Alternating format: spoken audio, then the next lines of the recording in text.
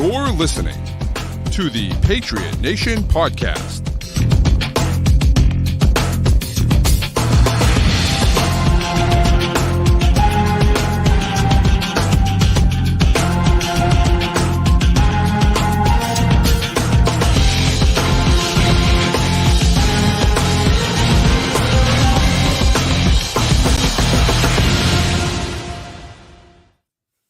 All right, welcome into another edition of the Patriot Nation podcast, of course, brought to you by Prize Picks, the official sports, daily fantasy sports app of CLNS Media. Download the app and put in CLNS, and they will match your first deposit up to $100. But today, it's your boy Pat Lane, as always, with my guy Matt St.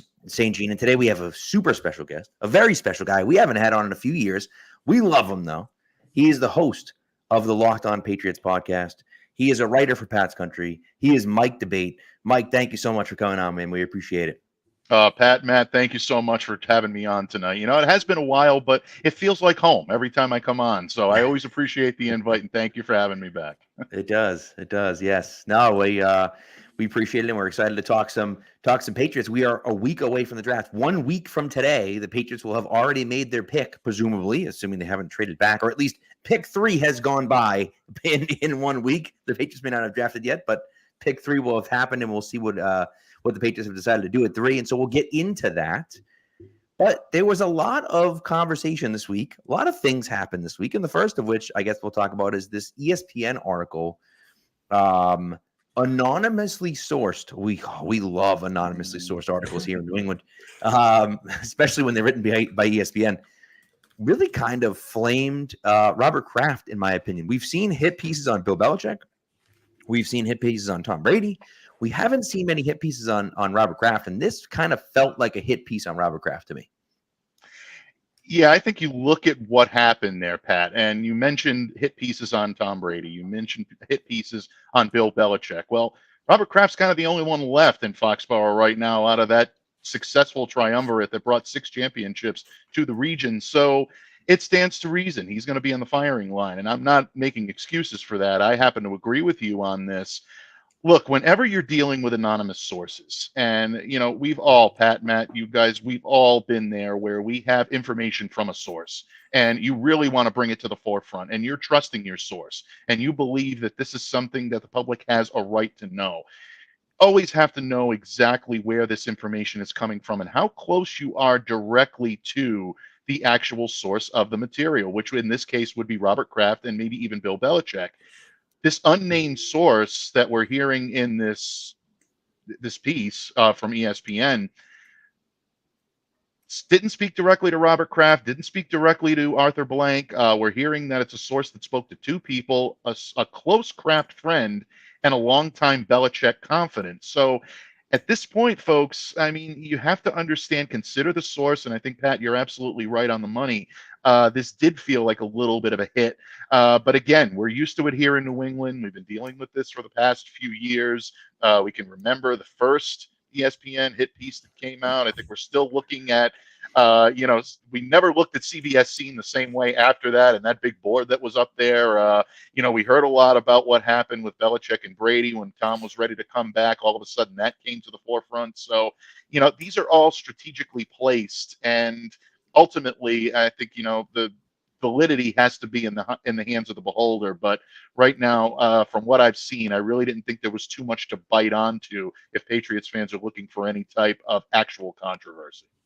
Yeah, I almost pushed back on this being a hit piece on Robert Kraft or Bill Belichick or anybody. This seems like a hit piece on McKay and Fontenot at the top of the Falcons organization and their decision making, with a nice side swipe at the Panthers ownership, making comments about the Panthers owner wanting to get too involved in the process.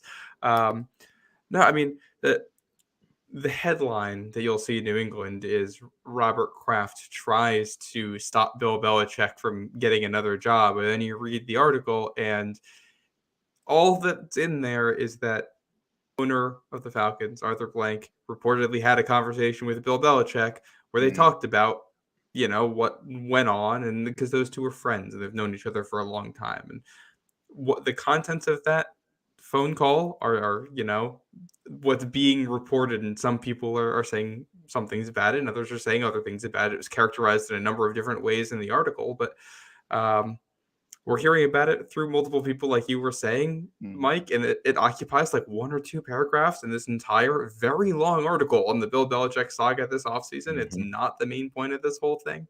I think until we hear otherwise, I think the safest thing to assume here is that Robert Kraft probably had an honest conversation with Arthur Blank about what it's like to work with Bill Belichick, and Arthur Blank took that how Arthur Blank took that.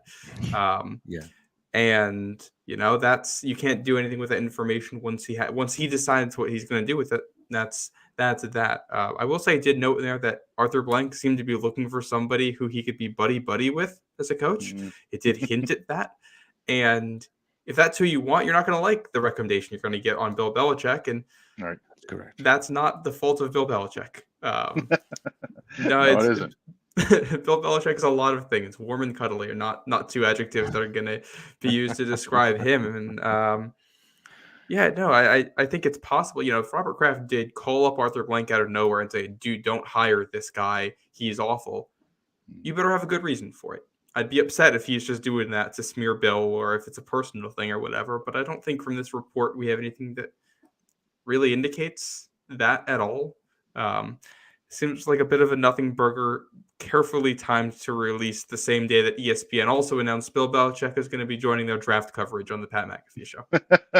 Yeah, you got to love the timing of that, right? And I'm glad that you mentioned the Falcons Brain Trust, because look, bottom line, if there are people in that Falcons organization that are looking at Bill Belichick now come walking through the doors in Atlanta, a guy that's forgot more football than most people are ever going to learn in their lifetime, it's going to be interesting how some people that have high-ranking jobs in that organization might feel a little bit threatened. They might feel the pressure a little bit to not only live up to what they're doing. I actually made the analogy earlier today on Locked On Patriots from Blazing Saddles. We got to protect our phony baloney jobs, gentlemen. It's really, I think, about learning how to deal with someone not only who has the power and the clout and the resume of Bill Belichick, but also someone that commands the alpha presence the minute he steps into it, simply by being who he is. That's a different dynamic than they're used to in Atlanta. That could have played a role as well. So I'm not saying it did, and I don't have proof of that, but it felt a lot like that as I was reading it. And especially when you hear the comments that went back and forth between Robert Kraft and Arthur Blank, two gentlemen that obviously know each other very well, long history, two solid, respected owners in the NFL. They're going to have candid conversations, but ultimately, Blank is going to know what the best fit is for his organization, just like Robert knew what was best for his organization for 25 years up here. Yeah. I just think to say that Bill Belichick, all right, to not hire Bill Belichick is one thing, right? He's old, you don't want him around, whatever. Right. To not have him in your top 3 is complete insanity, right? And again, to me, what it comes down to is, the Blazing Saddles reference is fantastic, but it's just so true. Like, if we hire Bill Belichick, what use are we? We're hiring the guy that's going to replace us, right? And I think that's the issue. That's the thing that I think. And again, who knows? I could be wrong about that, but it certainly feels that way, doesn't it? Like, it feels that way, that that's how they felt. When they talked about it in the article that McKay and Fontenot were, they got all the overtures from Bill that, hey, I don't need to be GM. I just want to be head coach. I'm willing to, play my role in this. And they weren't overly convinced by that. To be honest, I also don't really blame them, because it's easy in February to talk the talk about how we're going to have this organizational structure. It's another thing when it's, when you get into August and you get to camp and Bill's got to coach the guys that were drafted for him that he might not like. And now you've got, people ruffling feathers and the owner getting involved and all of that. All that talk can go out the window in a hurry. And Bill's going to have the biggest ego in that room for a reason. He's earned it. Right. And so I do think the article actually laid out a pretty compelling set of reasons for why he wasn't hired anywhere. It's that you need a certain situation for a guy who is a short-term hire, who carries that much I don't baggage isn't quite the right word for it. What's the positive form of baggage is I guess what I'm looking for here. Like he brings a lot with him when he comes in Luggage. the door. Yeah, Yeah, regular old luggage. absolutely. Yeah. Match luggage. Yeah. Yeah, right. I mean, I think, well, I guess the biggest thing for me is that I'm just shocked that in Dallas's situation, right, with CeeDee Lamb in the final year of his contract and Dak Prescott in the final year of his contract and Jerry Jones not getting any younger. And, I just felt like that was the opportunity that Dallas had a chance to say, you know what? Mike McCarthy stinks. He can't get it done in the playoffs. We're good in the regular season every year, and we choke in the playoffs every year. Let's try to bring in a coach that can have us win in the playoffs. Forget about the regular season. We'll figure out the regular season. He'll win enough, right, in the regular season. We'll be fine. And, and we'll go from there, right? And I just think that that was dumb to me. And then there was talk of, well, this is the last year for Mike McCarthy. It's like, well, why? Why wouldn't you have done it this year? If this is the last year, then you could have signed Dak Prescott to an extension and signed CeeDee Lamb to an extension. You had a chance to do it this year, not next year. That's dumb. And so I don't know what then, and I know that the word on Jerry Jones, he doesn't like paying those buyout contracts, right? So he doesn't want to pay Mike McCarthy a buyout. But like, if you actually care about winning this year, that's the team. That should have been the team that hired him. I think that would have made a ton of sense. He would have broken the record with Dallas, right? And all he would have had to do was be there for 2 years. He would have easily broken the record with Dallas. And, he could have ridden off into the sunset. And maybe even imagine if he had went to Dallas and they had won a Super Bowl. Holy crap. Like it would be unbelievable, and they would look at it and say, oh, Dak Prescott had it all along. And, they were good enough all along. They just didn't have the coaching. And Bill Belichick, everyone would look at Bill Belichick and say, hey, here we are. And it would have been the exact same situation that Tom Brady walked in, where Brady walked into a ready-made team that was ready for him, that just needed a quarterback, and they won the Super Bowl. And the exact same thing would have happened in Dallas. And it's unfortunate for me, that didn't happen.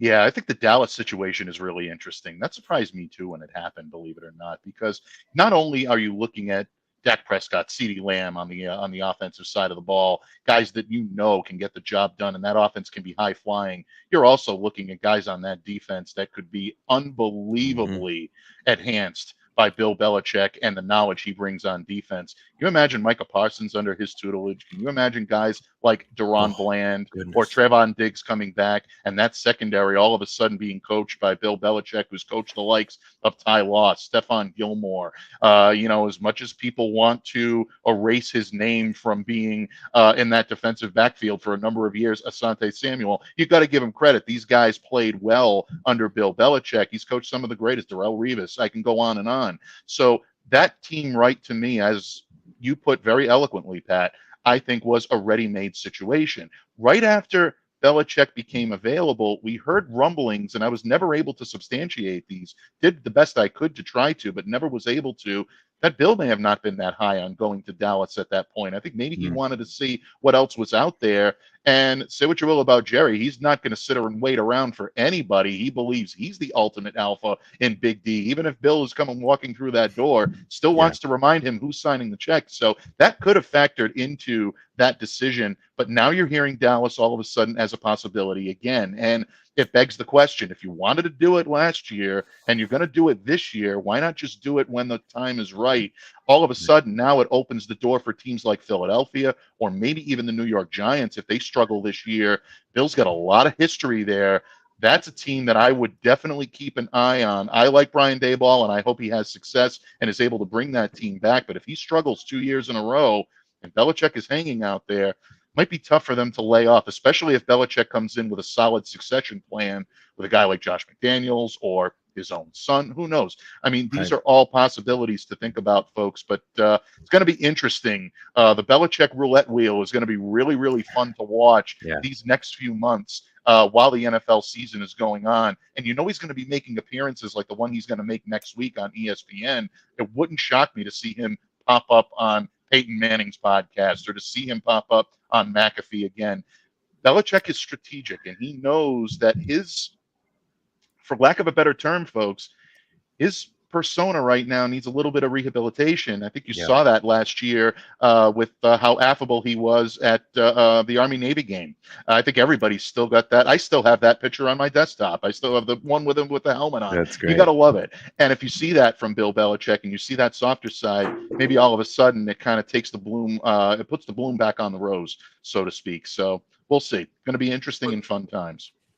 And you talk about rehabbing the image too. You read the article, and to a certain extent, you do wonder, how much of the information here is coming from Belichick's camp, trying to juice up the, Cowboys were interested at one point, Eagles were interested at one point, Falcons were interested at one point, to make sure that he can put out there, hey, yeah, teams were interested. It doesn't mean that they weren't, but it might be a little, hey, teams did want me, and I will be available next year, and anybody can come get me if they want me.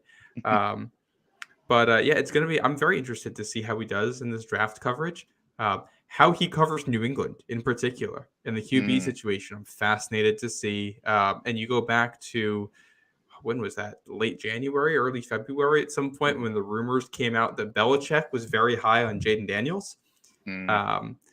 I'm going to be curious, what we see, if that's true, if New England does take him, does he have a comment? If New England passes on him, does he have a comment?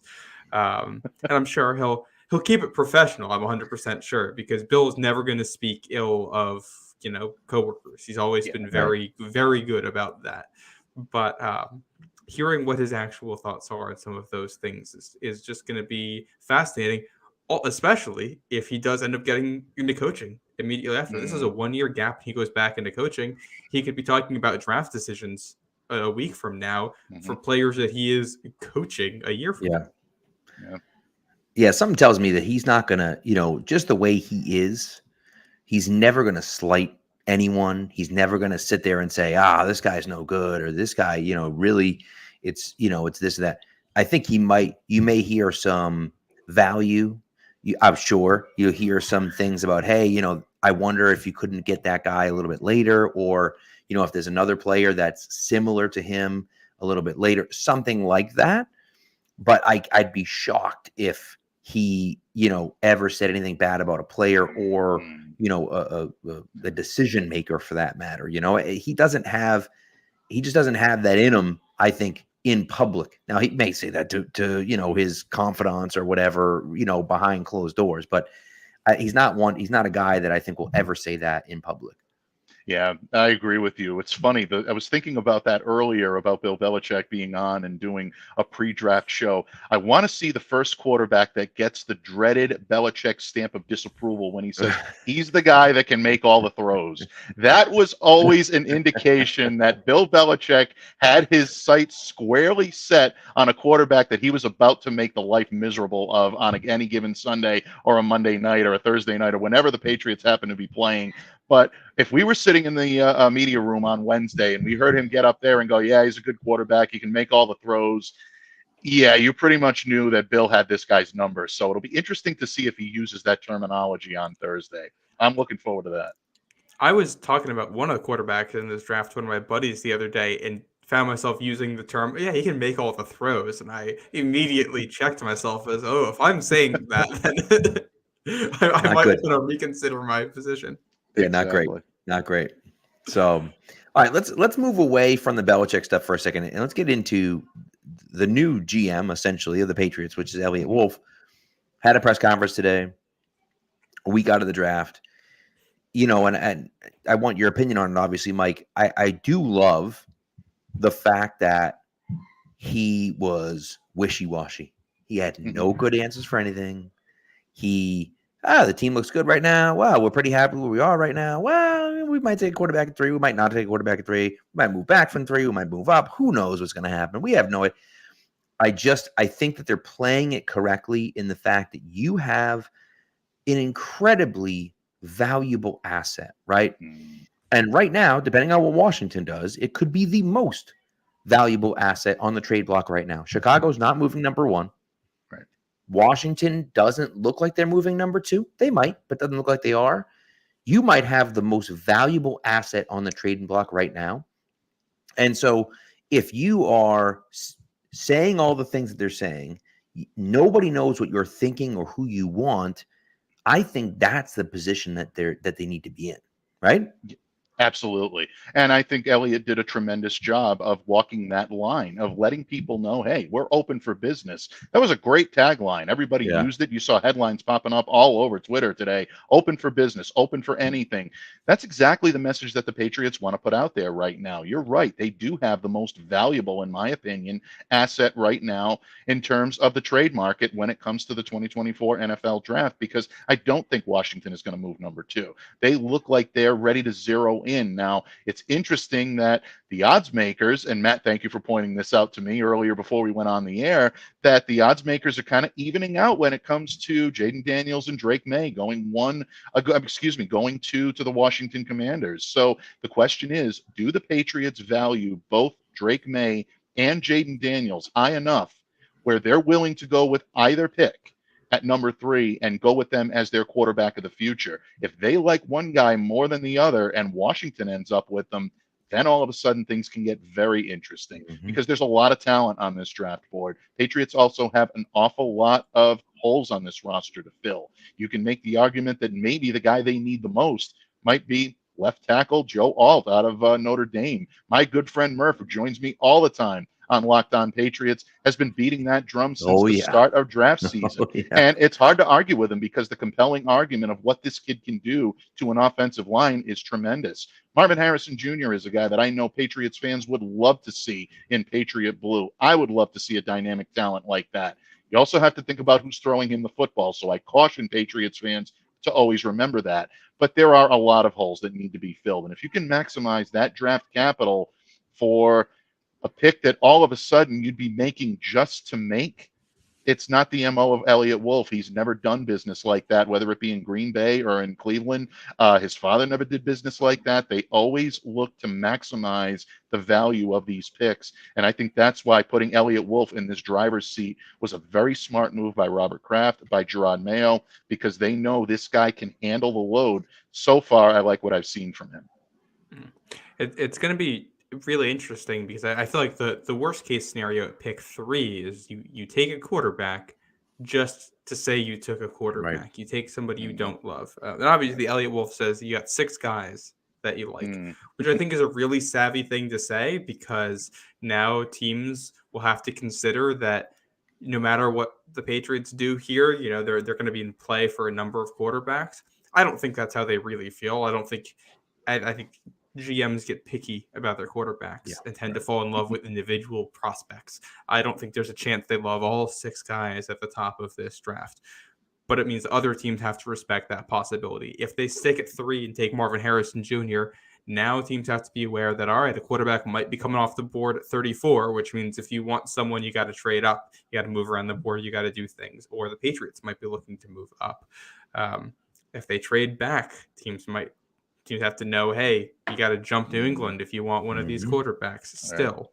So keeps your options open. I also did think it was interesting. They noted Okorafor would be the starting left tackle if the season started today, which I think is what we expected. Taylor Kyles has been all over that as a possibility for a while now. And with that, they also restructured Calvin Anderson's deal a little bit. I think they just giving him a little bit less money. Which makes sense given the performance last year and some of the injury concerns. But I like the way that I think Elliot Wolf did a really good job of saying a lot and being polite while saying nothing of substance whatsoever. It was if a guy's name came up, it was, we like him. We like the quarterbacks. We like the guys on the roster. We like the options at the pick. And it's polite and it sounds thoughtful and nobody can ever get offended by that. And whoever comes into New England with these picks is going to have a nice soundbite from the GM beforehand saying that they were excited about whoever. And you also haven't tipped your cap in anyway. Absolutely, without any question. And that's exactly what the Patriots would want. They want you to believe that anything and everything is possible. I agree with you. I think they're much more further along in terms of their process of knowing what they're going to do than not. But I think they're leaving themselves an option or an out to be able to change their mind. And these things do happen. I mean, crazy things can happen even the night before a draft. So right up until those picks are made, you never know for sure exactly what's going to happen. You always want to keep your options open. Patriots are doing that, and you can't fault them for it.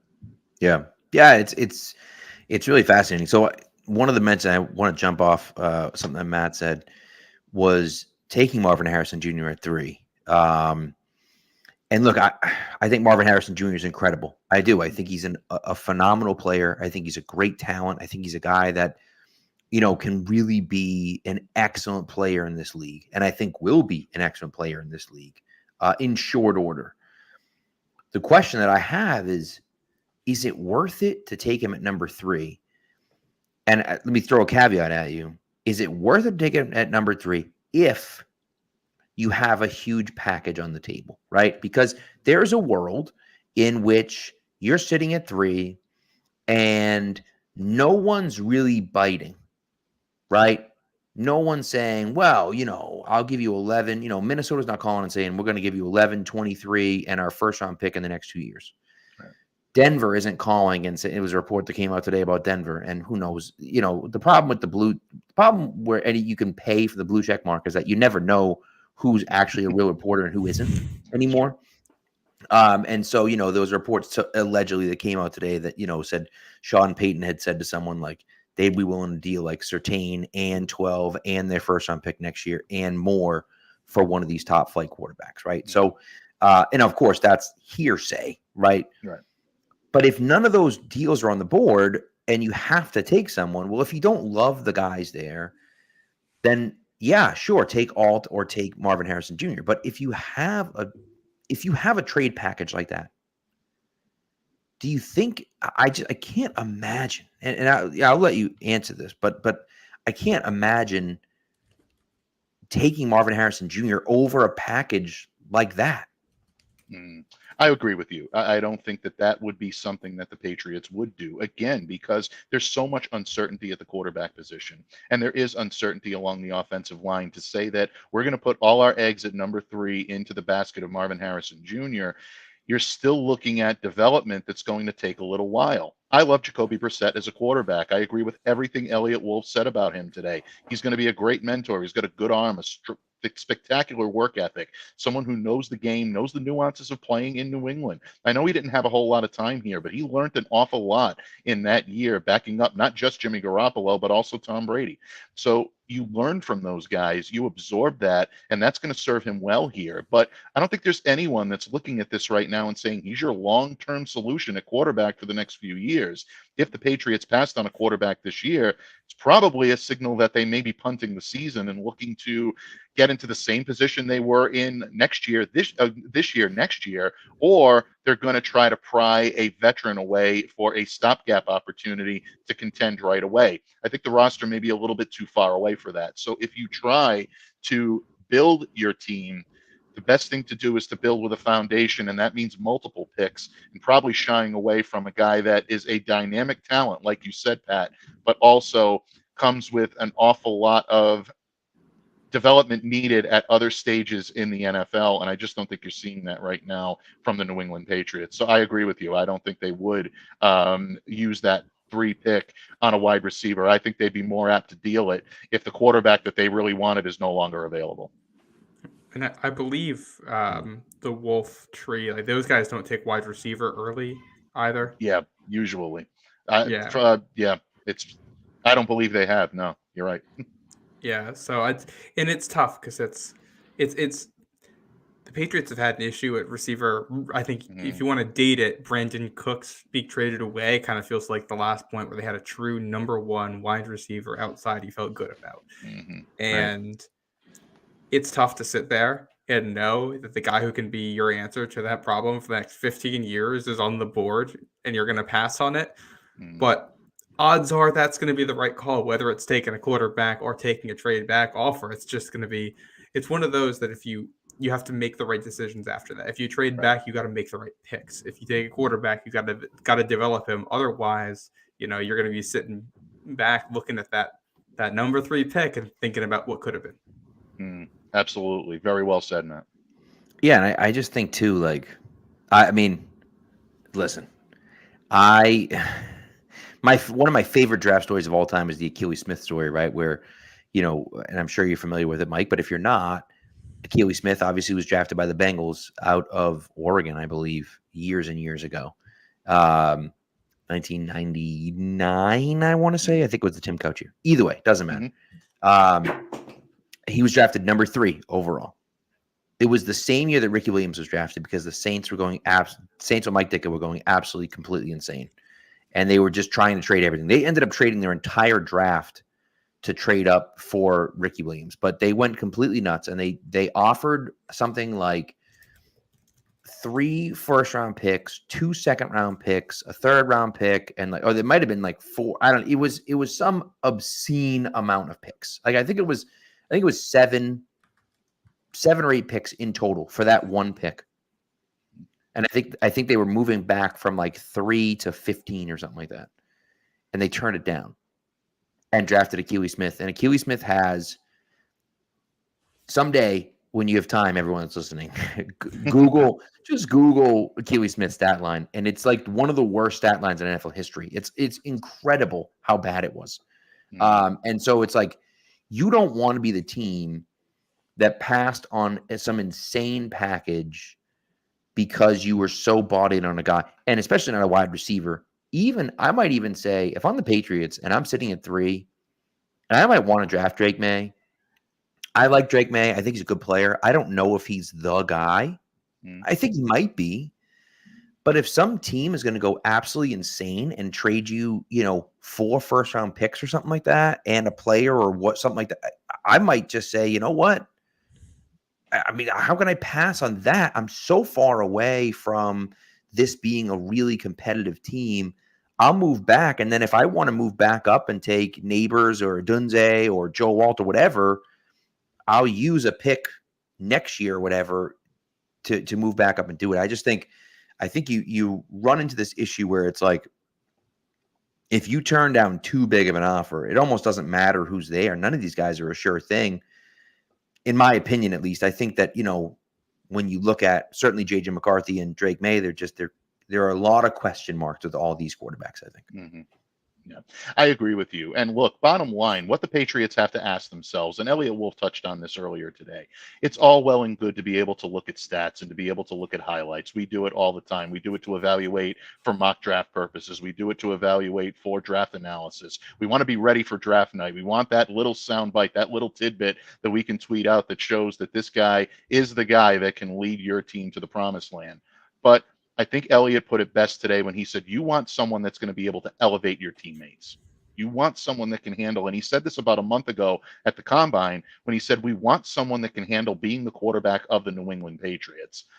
Folks, for better or for worse, whether you agreed with the Mac Jones pick, whether you like Mac Jones, whether you didn't, I think we can all agree that was probably a poor fit for a lot of reasons. And a lot of the reasons were how he was treated when he was here.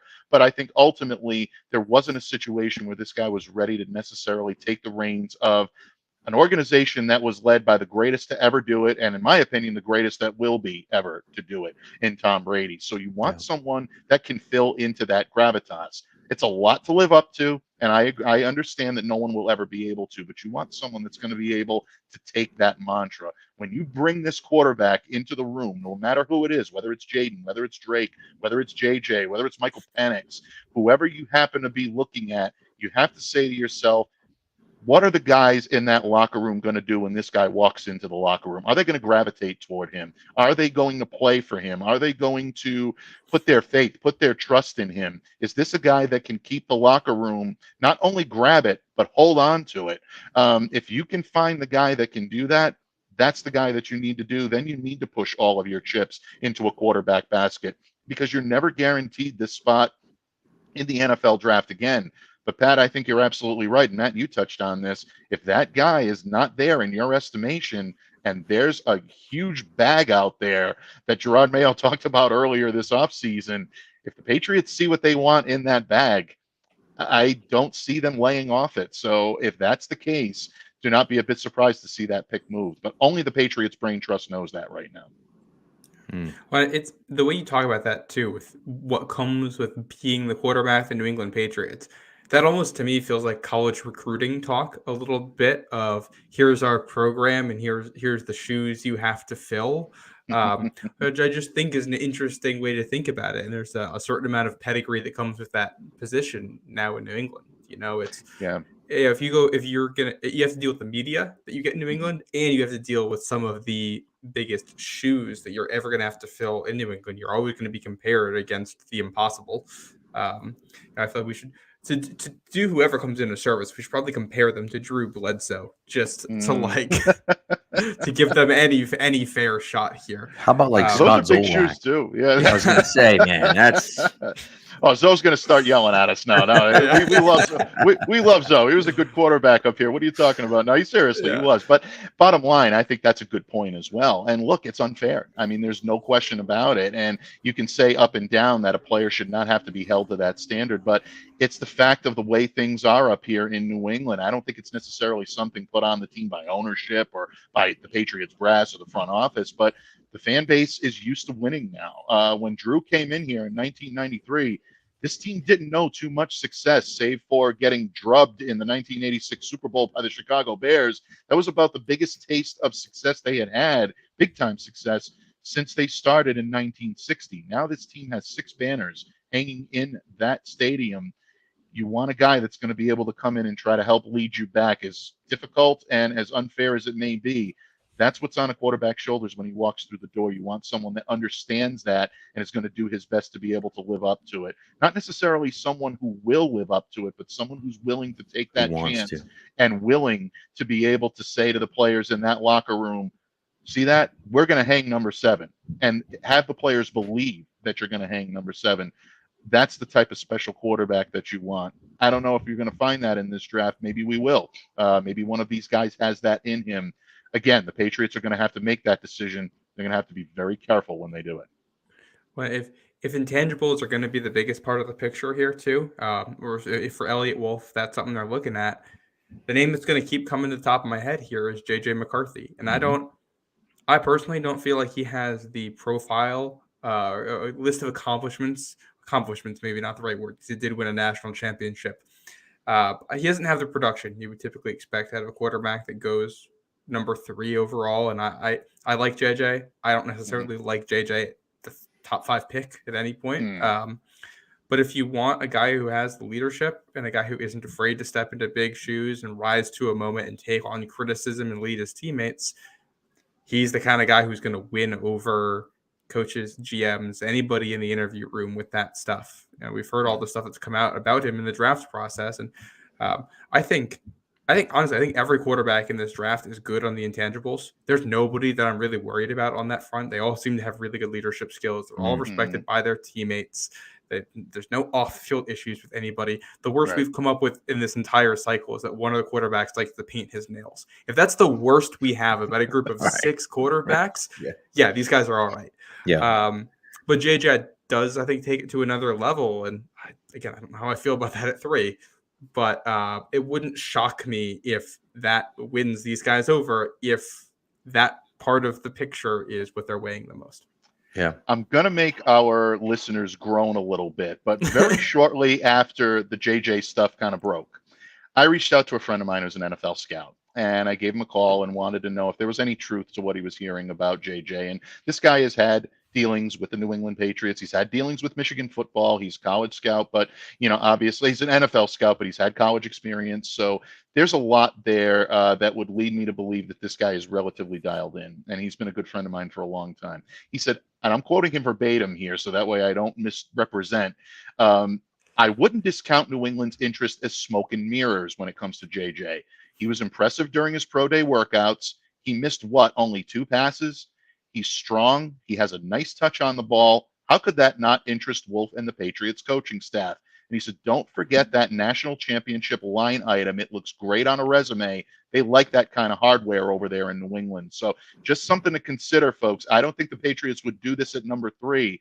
But again, if, like Pat said, that bag is sitting there and it only allows the Patriots to move down a little bit, JJ's still sitting there. Who knows? I mean, stranger things have happened. I don't think JJ gets beyond 5 or even 6 at this point. It would have to be a very minuscule move down, but keep an eye on the Giants. Who knows? Maybe they want to leapfrog a little bit. All of a sudden, that may become a possibility in play. So there's a lot that could go on within the next week or so. That's just my 2 cents on the subject. But I think a lot of people were really throwing an awful lot of dirt on those JJ rumors, and there might be a little more something to that than people wanted to give it credit for. Well, and I like it's easy. Like if you're a fan who's removed from the draft process, you're going to look at this and you're going to see a quarterback who is just part of the offense on a team that won a national championship.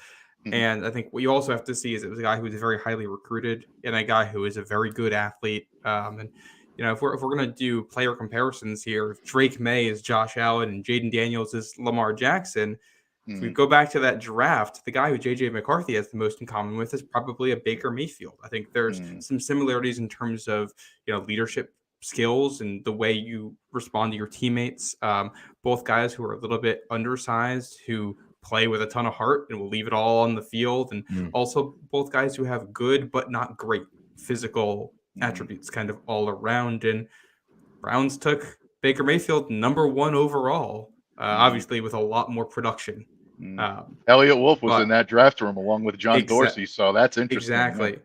Yeah. So, and it's for all the Baker stuff. He earned himself quite a bit of money. He's a good quarterback in this league. I don't think he's ever lived up to the number 1 pick billing, but he also hasn't been bad. So I don't.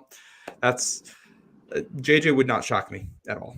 Yeah, that's kind of like it, but it wouldn't shock me. Listen, we are way up against a break here. Before we go to a break, though, I have those. I looked up the Achilles Smith stats because they're so outrageous. Oh yeah. He started 17 games in his career, finished with a career record of 3-14, with a 46.6% completion percentage, 2,212 yards, 5 touchdowns, 13 interceptions, and a final QB rating of 52.8. That's out of a 150-point scale, not a 100-point scale. So not ideal. So let's avoid that outcome. Yeah, let's avoid that one. That would be good. So, all right, we got to take a quick break, and then we'll be back. There's a lot of good questions in the chat, a lot of things people want to talk about. I think we focused a little bit more on the specific draft prospects and also the draft strategy, Mike, and then we'll go from there, okay? Absolutely. We'll be back in a minute. Prize Picks has something for every sports fan, from basketball, baseball, and hockey to League of Legends and everything in between. You can pick LeBron, Aaron Judge, Connor McDavid, and Jude Bellingham all in the same entry. Prize Picks even offers injury insurance so that your entries stay in play even if one of your players gets injured. For basketball games, if you have a player who exits the game in the first half and does not return in the second, Prize Picks will have your back and not count that as a loss. Now, this week, I'm actually going with Aaron Judge, Rafael Devers, and Bobby Witt Jr. to have over 1.5 total bases, and I'm going with Kevin Durant for more than 28 points and Nikola Jokic with more than 10 rebounds.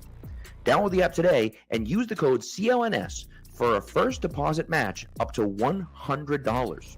Again, if you download the app today and put in the code CLNS, they will match your first deposit up to $100. Prize Picks. Pick more, pick less. It's that easy. All right, nice. So let's get into some of these guys here. So your opinion at 3. Now, people are all over the board, right? As expected. There's some people on the board saying that they're out 100% on J.J. McCarthy. People are saying they like Bo Nix. Our guy, Thad Skywalker, loves Bo Nix, huge Bo Nix guy, and likes him better than J.J. McCarthy. I think he actually likes him better than Drake May too. So, but hey, and I think that's,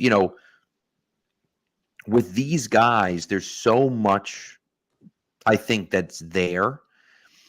Drake May, I think, has the potential to be an elite talent. I don't think he's an elite talent just yet. And so there's a question of, if you don't believe or buy into the fact that he will ever reach his ceiling, well, then you're not as high on him, right? And you think you're concerned about it. So what's your personal opinion about the quarterbacks? How do you rank them? And who's the guy? And is there a guy, I guess I would say, at 3 where you said, if that guy's on the board, let's take Caleb Williams out of the situation because we assume Caleb Williams is number 1. If there's a guy is there a guy that he's sitting there at 3 and you're saying, I'm sprinting to the podium and drafting that guy? To be honest, right now, I'm not sure there's anybody I'm sprinting to the podium to be able to take. And I'm being very honest right now. If I'm ranking quarterbacks and I'm thinking that the Patriots are going to take a quarterback, and I believe that's what they should do, I'm going with Drake May at number one at this point. And I think the ceiling for him right now is so high that he makes him worth the risk, worth the investment to be able to bring him in and help him learn some of the intangibles that he's going to need to succeed. What are the biggest knocks on Drake May right now? Obviously, his penchant to push the big play. He has that gunslinger mentality that a lot of people say hurts him and makes him a very suspect prospect coming into to the pro game. Those are intangibles that can be coached the right way. So if you get someone like an Alex Van Pelt that is very adept at being able to look at a young quarterback, look at what they do well, cater to that, but also be able to bring up what they do wrong and be able to coach them into some of those intangibles and help erase some of those bad tendencies. You're looking at a guy that is tremendous, that can make every throw on the field. There it is again, Matt. But by the way, he has the ability to do that. His arm strength is absolutely out of this world. The guy can scramble. He can get out of the pocket. He can maneuver. He's very athletic. All of the athletic traits you want in a quarterback are there in Drake May. The thing that worries me about Drake, and the reason why I'm not running to the podium to get him, is there have been issues that he has when it comes to dealing with pressure. Pro Football Focus credited him with a 19.6% pressure to sack rate last season. That's a little bit high, considering when you look at some of the average for some of the big time quarterbacks in this league tend to hover around 10 to 15%. You want that lower than that 19.6. So that's something that you really want to monitor and you really want to be careful for if you're a Patriots scout and willing to go that level to bring him in at number 3. But again, his ceiling is higher than I think anyone else that would be in the Patriots range. I love Jaden Daniels. I would put him at number 1A because I believe that if you are dedicated to taking a quarterback, and if the Washington Commanders take Drake May, you'd be well suited to be able to get Jaden Daniels in here. Again, it's a different style, but a style that Alex Van Pelt can coach as well. He compares more to a Lamar Jackson, but this guy's a better thrower of the football than I think he gets credit for. You hear all the time about the dual threat capabilities, but this guy can also find any area on the field and target his receivers. His pocket presence is something that he's always struggled with, but I thought he made strides in that last season. I think he will continue as a pro. So to me, he's a guy that the Patriots would be wise to bring in. If you're asking who I rank third at this point, it's not necessarily J.J. McCarthy. I think Michael Penix deserves a little more love than he's been getting. Steve Balestrieri of PatsFans.com joined me on Locked On Patriots earlier this week, and we talked about Penix coming in for a top 30 visit, with the exception of his injury history and a little bit of a suspect performance at the Senior Bowl. Michael Penix right now is showing a lot of intangibles of him being a very good thrower of the football and a very good dual threat when it comes to what he's able to do. So I would rank those guys 1, 2, and 3 in terms of the hierarchies that I would look at right now. I'd probably put Bo Nix and J.J. McCarthy right now on an equal tier at number 4. I love Bo's intangibles. I think there's maybe a little bit more of an upside there, but the leadership factor and obviously the battle test, that side has to go to JJ. So that's how I'd rank those guys right now if Williams is off the board. Is there an after that group that interests you at all, or? Well, I mean, you look at some of the guys that are coming out of this class and whom would be an interesting fit. I think a lot of people have the eyes on Joe Milton simply because he's someone that is very intriguing with his athletic ability, but I do think there are too many intangibles that still need to be taught in order for him to be a pro-level ready quarterback right out of the box. He's going to need to hold a tablet for a couple of years, learn the nuances of the game, learn how to harness his athletic ability. He could be an intriguing option in a couple of years. I think Joe is one of the most talented players, at the position in terms of raw athletic ability that we've seen in quite some time. But I don't see him ready to come in and contribute. Another guy is Michael Pratt. I think he might be an opportunity. He might have an opportunity to come in and make an impact, perhaps in year 1 as a spot starter. But neither one of those two guys, I think, have starter level capabilities. If you're looking at the top 6, so to speak, well, top 5 minus Caleb Williams, like Elliot Wolf talked about today, I think it's probably the guys that we've already talked about here. Yeah, I think it makes sense. I mean, look, there's a lot of question marks, and I think what scares people is that there's not that guy, right? There's not that guy that you can look at it and say, oh, yeah, no, I feel comfortable with this guy. I can understand why people have hesitancies about Drake May. It makes sense. Yeah, you should be worried about Drake May because he has, in my opinion, a long way to go to develop, right? And, I like Jaden Daniels, but I'm very concerned about Jaden Daniels' size, right? That, it's one of those things for like, can that guy survive in the NFL at his size? Not many guys do. And I'm not saying that he can't. It's just not many guys survive at his size. And so you wonder, right? And then it's like, okay, I like Michael Penix a lot. Man, Penix has an absolute cannon for an arm. But I worry about the injury history. Right. I worry about the age. Ben Solak was saying that, and Ben Solak, who I think is a great evaluator as well. He said today or yesterday that he was surprised after watching the film how inaccurate Michael Penix was and how a lot of his passes got there and ended up getting completed, but he was bailed out by his receiver. And so the passes were there, but not in the right spot. And I think it's one of those interesting, and that's something that I haven't necessarily seen, but I'll be honest, I haven't sat through and charted every one of his throws. So I don't know, and so I just see the pass and I'm like, wow, what a great catch. He's looking at it saying, well, yeah, but that throw should have been here and it was there. Right. And so and that's one of those things where I just feel like all of these guys scare me in different ways. And that's how I feel. That's the situation we're in. I feel about a lot of this draft class too. Like even when it comes to receiver, like there's a lot of depth at receiver. Every single receiver to me has at least one red flag once you get into the depth. And it becomes a little bit of a crapshoot there. And coming back to the quarterbacks like Penix, really like some really good intangibles, phenomenal leadership skills, ability to play, I think, under mental pressure. Washington played a ton of close games, and he would deliver time and time again. It's also a team with 3 receivers who are going to go in the 100 picks a week from now, and a head coach who got to follow up Nick Saban at Alabama. Such a good job.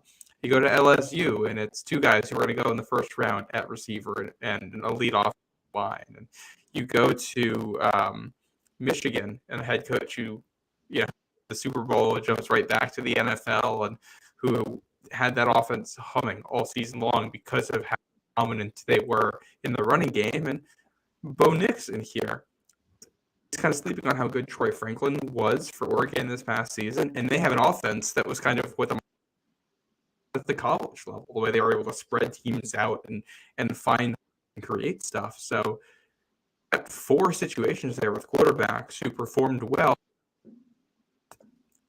this fog of war around how much the other on the team contribute to their success. And I feel like at least one of those guys is going to be somewhat successful in the NFL, but which one, it's going to depend a lot on fit and where they land and supporting cast and decisions that are made a year or 2 years, 3 years from now by the team. And it's I'm glad one making the decision, I'll tell you that much.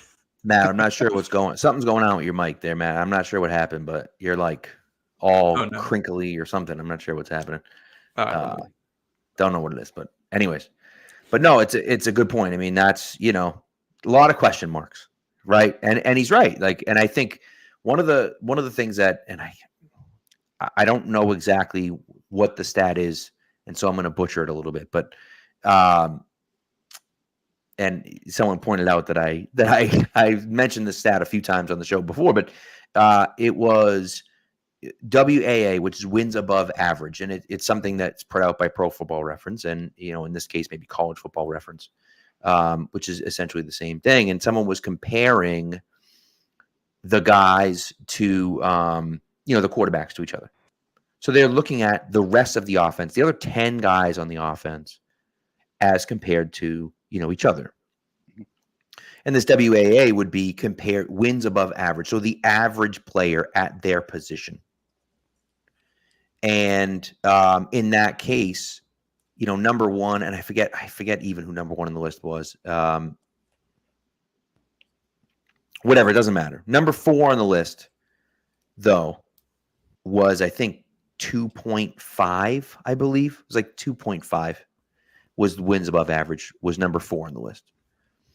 And Drake May was number 5 on the list, and he was negative 0.04. And so essentially what they were saying was that, basically you could interchange all of the 10 guys on offense with a random player, a random average player in the NCAA, and they would have played exactly the same way. And so he's surrounded by all average players. Whereas the other top of this, to Matt's point, the other top of the draft, you got great coaches, you got great players all across the board. You got really good offensive lines, you got really good wide receivers, and you got really nothing at UNC. And that for me is one of those things that I see and I'm like, okay, maybe that's why you saw some of the weird feet and some of the bad habits that he was in, because he was playing in a bad offense, right? And if he played in a better offense, if you dropped him into Oregon's offense or Washington's offense or, LSU's offense, does he look better? Right. And is he doing the things that those other guys do? Now, of course, he does it in a different way because he's a different player. But does he put up the numbers that those guys are doing? Is he up for the Heisman Trophy like Jaden Daniels was if he has Malik Neighbors and Brian Thomas Jr. with him? Right. So, and I don't know. No one knows the answer to that question, of course. Right. But you wonder, Absolutely, without any question. And again, with all of these quarterbacks, you look at the intangibles that they bring to the table, things that every quarterback needs to do and needs to do well. Are there guys out there that stand out above the rest? Yeah, I think you see guys like May and Daniels, and obviously Williams at the top of the list, having that touch on the ball that's just right to be able to reach the receiver where only the receiver can get it. Those are the types of things that you need to be successful as a pro quarterback right out of the box. So those are the guys to keep an eye on. To be honest with you, I mean, there are guys that, do a great job. I think Nix does a great job of that, believe it or not. Maybe he's not getting as much love as he needs to in this draft. There's a lot to consider for a lot of different teams out there. What the Patriots see, well, we'll find out Thursday night. But obviously, I think there's a lot of reason to be optimistic, but there's also a lot of reasons to keep your eyes open. And I think the Patriots brass knows that as well as anyone. I like it. All right. If you traded back, now let's say you're in the top 10 still. Mm-hmm. You trade back with someone in the top 10. Let's say it's, I would. Let's say the Giants, because Giants are at 6, but I'm thinking going a little further. But let's say the Giants at 6, and let's just hypothetically, let's just say the quarterbacks go 1, 2, 3, 4. Quarterbacks are gone. Marvin Harrison Jr. goes at number 5. You're sitting at 6. Who's your next guy off the board? Is it something that's going to make Murph happy and Joe Alt, or are you trading back again? And because you find something different, do you like Malik Neighbors? Who's your guy beyond there? Well, it's going to really determine on what the teams behind you are going to do. And I think that's what the Patriots need to do. You need to be able to read the draft board. One of the things I loved about listening to Bill Belichick on McAfee earlier is hearing him talk about how the Patriots got to Christian Gonzalez and the fact that they were willing to take him where they got him, and that they traded down because they knew that Pittsburgh was not going to necessarily, target a secondary guy, and even the Jets because they had Sauce Gardner. So much of what other teams need and what other teams are going to do is going to factor into that. But the other side of it is also teams that may throw caution to the wind and say, forget it, I'm taking the best guy available at this level because I never know when I'm going to be back here again. Me personally, I don't like to trade back. I kind of like to go with face value. That's just my gut. I understand a lot of people do see value in trading, and believe me, there's a lot of reason to do it. I'm going with Joe Alt at number 6. If the quarterbacks are off the board and Marvin Harrison Jr. goes at number 5, you have a dramatic need for a solid left tackle on this team. And I like Chuck Okorafor, and I know that a lot of people are, kind of giving him the opportunity now to maybe get the starting job. And we heard Elliot Wolf talk about that earlier today. Our good mutual friend Taylor, you mentioned him earlier, has been very much on this train to get him out there and to show what he can do. But Alt is one of those generational talents at the position that you can build on for a number of years. When you've got a solid left tackle protecting a quarterback, no matter who he is, it's going to make him look that much better. So to me, he's the generational talent that you push your chips onto the table and you say, yeah, that's the guy I'm going to go with. So if you're going QB or offensive line in the first, is there a receiver that you like later on? Later on in terms of the number 34 pick or trading back in? 34, 68, somewhere like that. Well, if it's 34, I would really hope that Xavier Legette is still available on that board. I don't know if he's going to make it.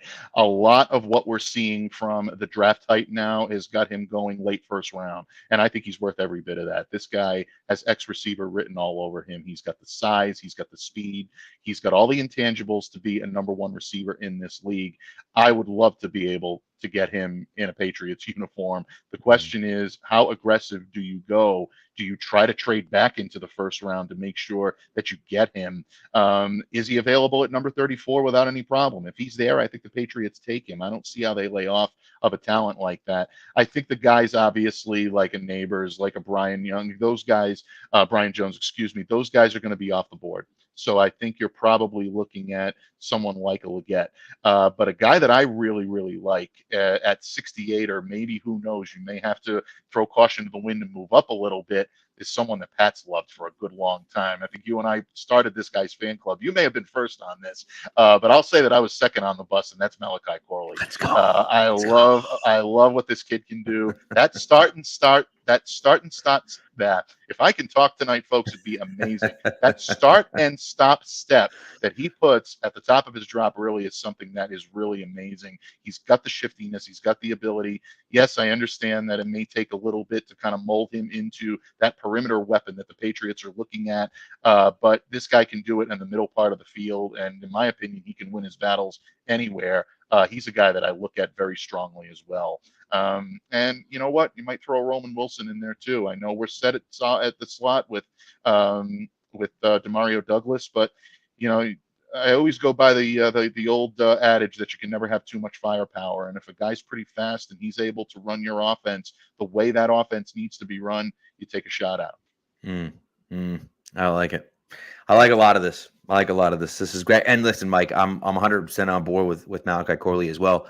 Corley's an interesting case because he doesn't really run routes, but he just I would employ him like Deebo Samuel. I would just do what they do with Deebo in San Francisco and just throw in the backfield and throw quick screens to him and run him across the middle and do all that stuff. So, all right, listen, Matt's going to finish this off. I have to go because Taylor Swift, I don't know if everyone knows this. People might know, but the Torture Poets Department, new Taylor Swift album comes out at midnight. My 11-year-old is having a sleepover with her daughter, with her friend. My 11-year-old is my daughter, with her friend is over, and my other daughter, and they're like freaking out. And my son's not sleeping because I'm down here, and they're supposed to be down here, and they're upstairs keeping my son awake. So I gotta go, so that they can enjoy the rest of their sleepover. Their sleepover. They wait until midnight till the thing comes out. But nevertheless, Mike, it's been a pleasure talking to you. Love having you on as always.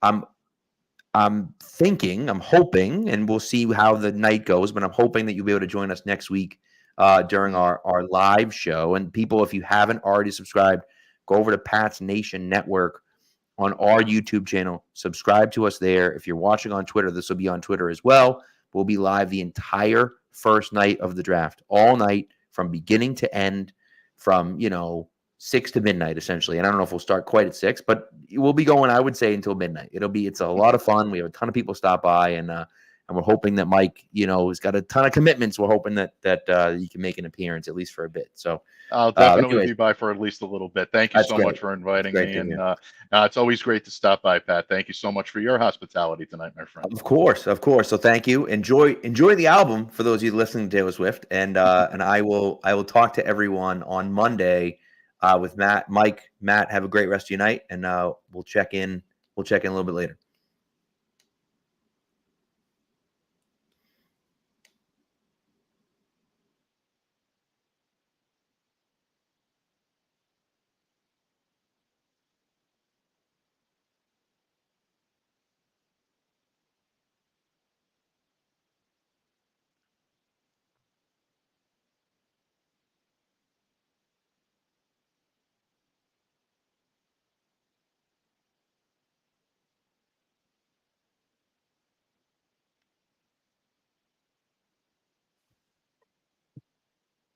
Nothing. There we go. Now I got you. All right. I don't know what's going on my end, but we're back. That's okay. We figured it out. We got there. No, I said my girlfriend is having people over to listen to that exact same album at midnight tonight. So that's just a little bit ahead of me there. I think before we wrap up, we just had a couple fan mocks to go through. If you want to take a look at some of these, just being weigh in. Absolutely, I'd love to. All right, let's see what we got in the queue here. I think we're going to start with one from Nelson. Nelson is, I like to call him the auctioneer because when you read off his mocks, there's quite a lot going on. He likes to trade back. I'm not going to read through all of these.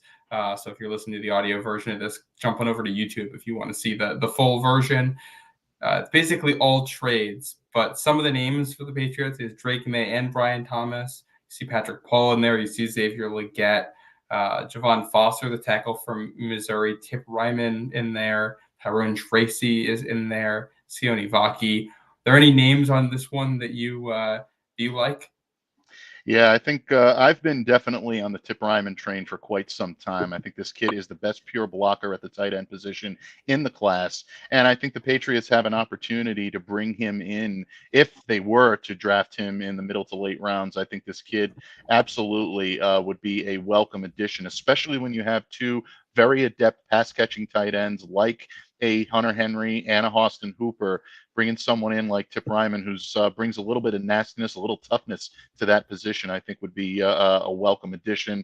Obviously, I've talked about Xavier Legette earlier, but Patrick Paul is a guy that I think could be very intriguing for the Patriots right around that 30 mark. If the Pats are going quarterback at number 3 and they decide that they're going to wait on an offensive tackle, he may be a great opportunity. He may be a great, solid addition to New England. A massive tackle with great wingspan, great lower body strength, all the intangibles you need to be a starter.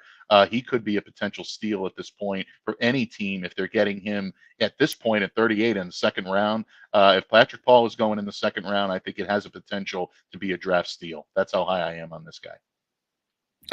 Paul is an interesting name there too, because we had Nate Tice on a couple weeks ago from The Athletic, and he really liked the Patrick Paul fit for New England when you bring in, what the Packers have done historically with the Elliot Wolf connection. When you bring in, you get an offensive line coach now from the Bill Callahan tree, and what Bill Callahan has liked from his offensive lineman. He loved the Patrick Paul fit, and he and Dane Brugler were also going on and on about Tip Ryman today as a day 2, day 3 tight end, where they like the upside. He and Theo Johnson, both in that category. Right. Let's go to the next mock here. We got one from Old Man Mob. This one has a trade back. Got Troy Fatanu at 11, Michael Penix at 23, Xavier Legette at 34, Cam Hart at 68, Jalen McMillan at 103, Jaheim Bell, Anais Smith, Joe Milton, and Zion Tupola Fatui to round that one out. What do you think about this one? Again, I'm going to go and I'm going to gravitate toward the tight ends, it sounds like. But Jaheim Bell, I think, is definitely an interesting, prospect at this point. When you look at where he started off at South Carolina, comes in, plays for Florida State last season. Good amount of size, 6'2", 241, caught 39 passes, 503 yards, 2 touchdowns, even had a rushing score. So, you look at guys that can be physical at the tight end position, able to get yards after the catch. Alex Van Pelt loves guys that can get yards after the catch. Good quickness, solid route running, good athleticism. I think he could be a solid Y tight end prospect at the pro level, especially for the Patriots. Give him an opportunity to learn behind a guy like Hunter Henry. You could be looking at someone that might be a solid tight end here in New England for a number of years. So I like that at 137. I like these value picks now coming into the latter part of day 3. This is an intriguing one for me. Anais Smith as well, coming out of Texas A&M. A lot like I mentioned earlier with Roman Wilson, very similar skill set to that of Demario Douglas, but someone that I think could slip because of the difficulties he had with a fractured leg and missing most of 2022. He could pop back in there as someone that could be a solid prospect as well.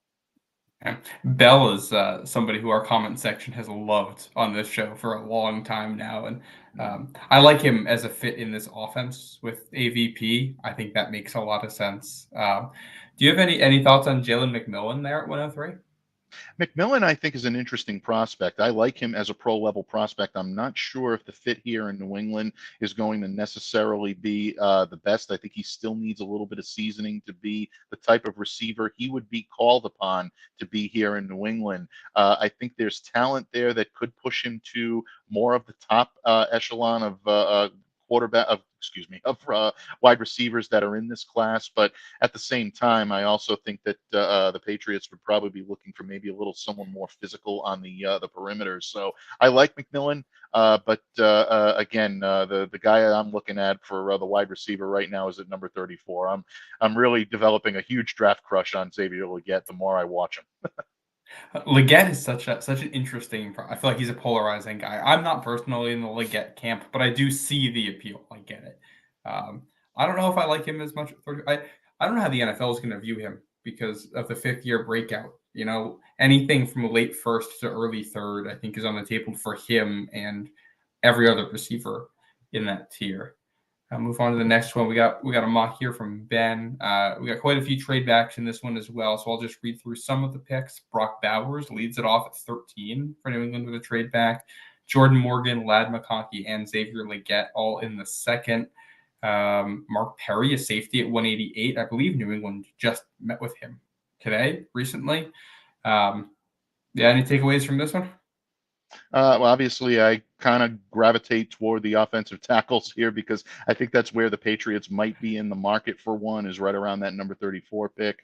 Jordan Morgan, to me, is very intriguing and someone that, again, if he's there and you're able to bring him in, this is a guy that could really make an impact and I think be an immediate starter. He played 5 seasons for Arizona, 41 games, 37 starts, all at left tackle. And this guy was an honorable mention all conference nod in 2022 coming from Arizona. So, you're looking at someone right now that could play, and I think at a high level right off the bat. And again, this is a big need for the New England Patriots. So I like the pick of Morgan at number 34.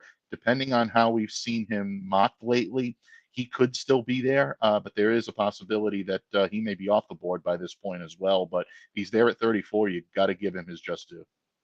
Yeah, and I think Bowers at 13 is also interesting. If the Patriots do trade back in the first round, I'm not sure if Bowers makes it past the Jets at 10 or the Broncos at 12. But Yeah.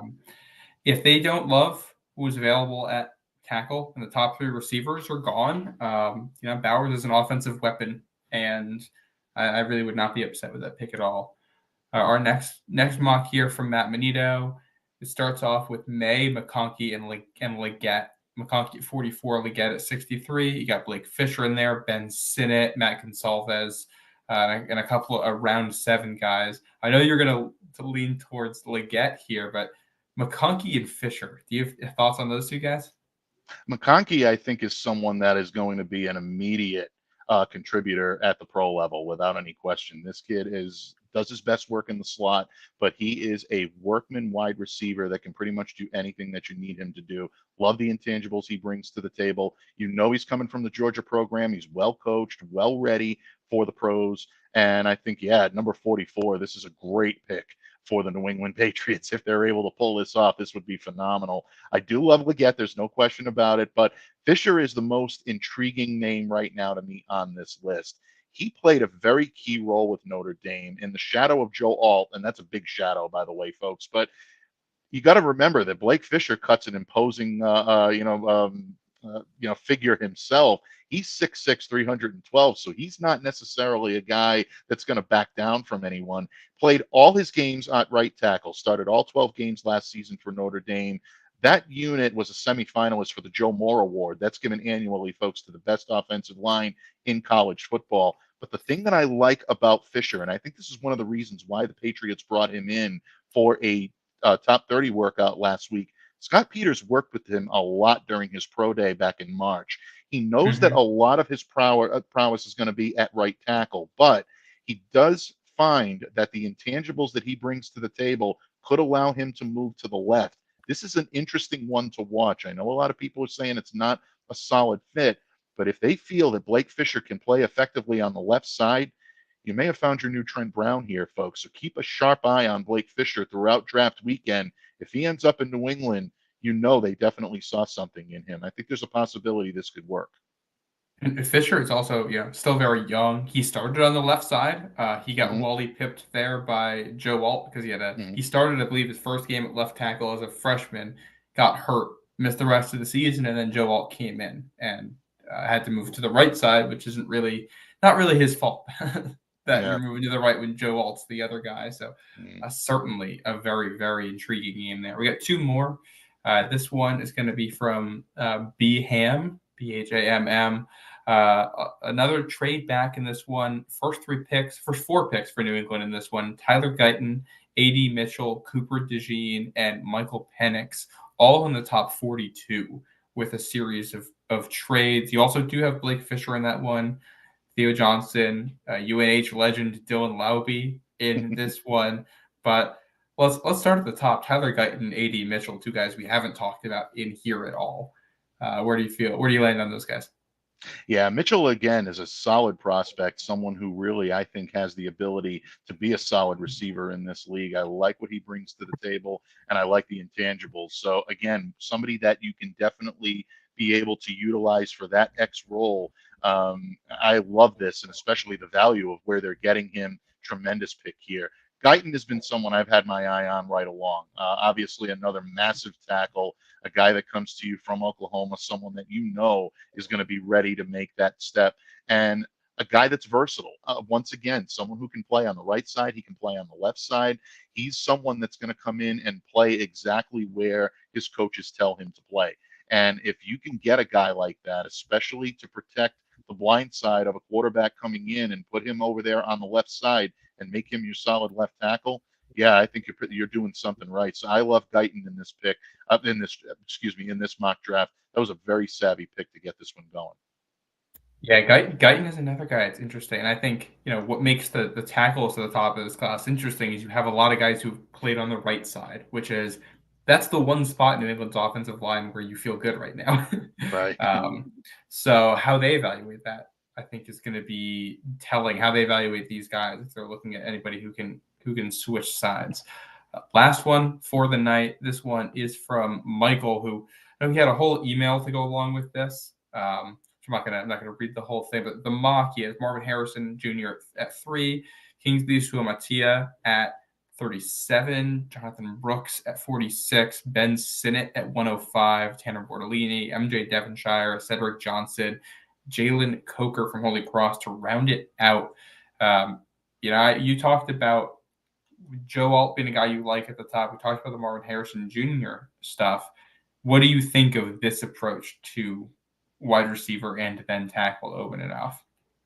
Two of the best in the business right now, two of the best in the class you have going at Marvin Harrison Jr. at wide receiver. And look, I've been vocal about the fact that you have to be careful about bringing in a top-level wideout without having a top-level quarterback to be able to level that out. But when you have a talent like Marvin Harrison Jr., sometimes it's just very difficult to lay off that. So I get it. I understand making the pick here at number 3, and I don't necessarily have anything negative to say against it.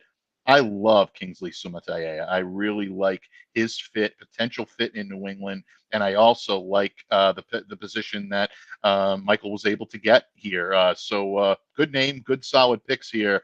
Suamatia is 6'5", 326 pounds. Outstanding speed and athleticism for an edge blocker of his size. He's reliable in pass protection. I love that he shows that toughness, that tenacity as a run blocker. The thing that I really love about Suamatia is he's very good at quick pulls and screens.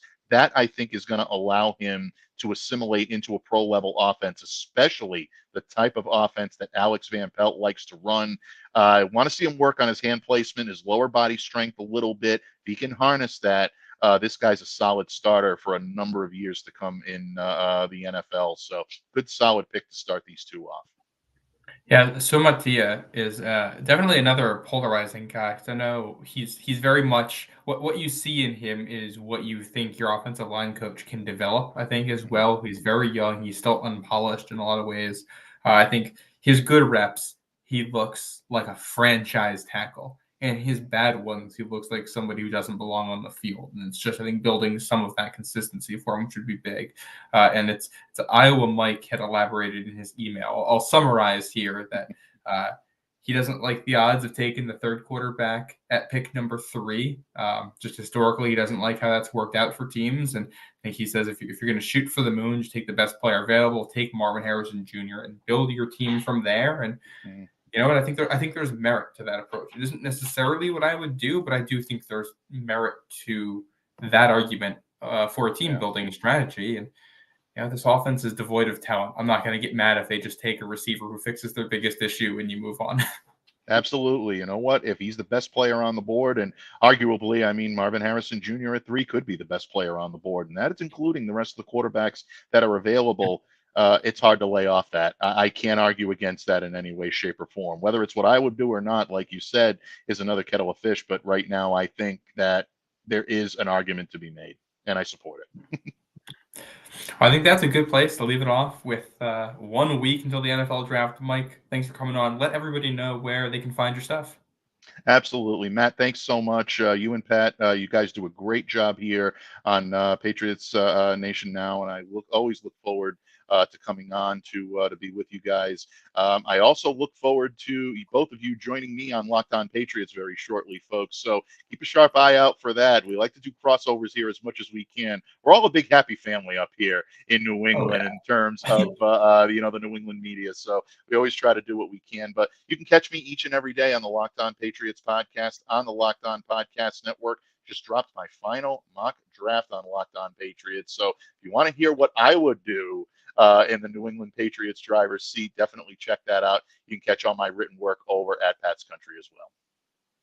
Definitely go check that stuff out. Pat and I are going to be back for our last pre-draft show next Monday night. And then, we're going to get things rolling with, it's funny the way the NFL works, and that this is going to be the first big decision, I think, for Elliot Wolf that next Thursday night. And it also may be the decision that gets him extended or gets him fired. It's the way it works in the NFL. Yeah, here's the job you've wanted your entire life. Now, the first thing you ever do in it will decide if you're a success. But that's the way this business works. Going to be a stressful night. Going to be an exciting night. I believe, Mike, you're coming on for that at some point. So, absolutely, definitely. And a special thank you to all of our listeners out there. Thanks for hanging in there with us and hanging in there with me, especially tonight.